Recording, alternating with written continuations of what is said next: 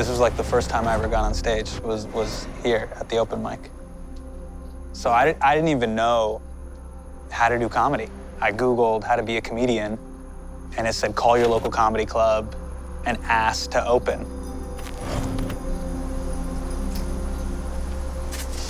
Numbers are still there. Everything in my life happened on this street. That was my bedroom window right there. And I'd look across the street, one of my best friends, Andrew, lived there. Connor lived there. Mike lived here.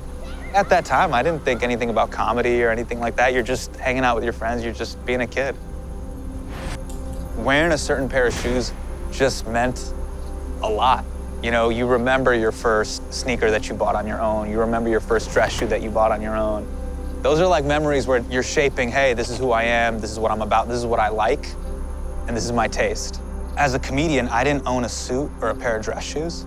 And when I got the opportunity to audition for The Daily Show, I needed a suit and a pair of dress shoes. And so when I got to New York and I went to Cole Haan, and I remember seeing these, and I saw the little orange lining inside of them, and they just kind of looked like a sneaker on the inside.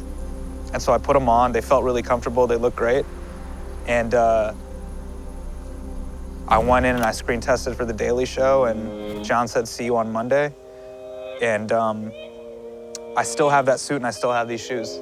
So when I look at those shoes, I'm like, man, you got The Daily Show in these shoes. You did the correspondence dinner in these shoes. Hasan Minhaj. And they tell the story of all the different things that I've been able to do. That's why I'll always love comedy, because it's always about seeing how far you can push it. That's the magic of a really good set. You just completely rewrite the rules.